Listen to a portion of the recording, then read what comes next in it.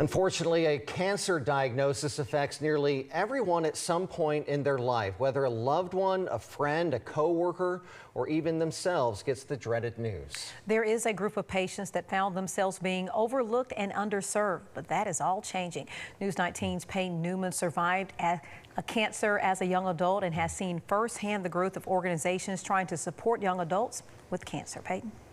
Diagnosed at 19 with a rare brain cancer, I am no stranger to how different cancer treatment and survivorship looks in young adults. Navigating a vital stage of your life while facing a cancer diagnosis gets very complicated without the proper resources.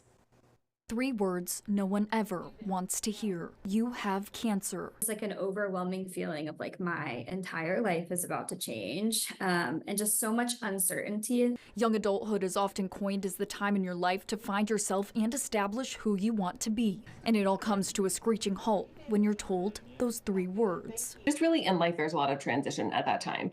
And it's everything from their basic needs with housing, with transportation, finances, health insurance, work, school, family, friends, sexual health, body image. But all those things are really coming into play at the same time in life already. And then you throw a cancer diagnosis on top of it, and it just really makes everything more complicated. Early onset cancer or cancer in people younger than 50 has increased by 79% worldwide in the last 30 years, according to BMJ Oncology. Pediatric patients often find themselves surrounded by other kids at the hospital, and grown adults see more patients their age in the waiting rooms. But for young adults, that social network is nearly non-existent. So they're often the youngest person in the waiting room or the oldest person in the waiting room. And so they're just not seeing people that are their age. And a lot of them don't know anyone else their age that's had cancer. And so it's just an enormously isolating experience. With growing numbers of young adult cases, resources have started to follow suit, one of which being the Cancer Patient page on Instagram, racking in over 100,000 followers.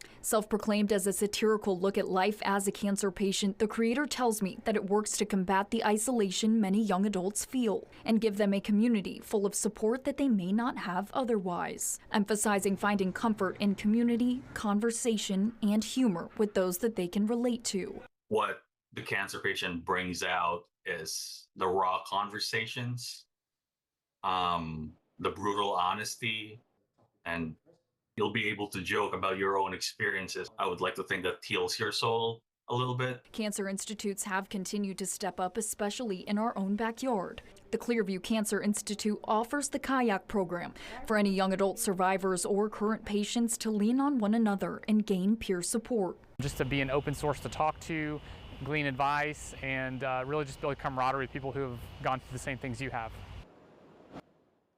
Visit our website at WHNT.com to find cancer support resources for any age group close to home. No one should fight alone.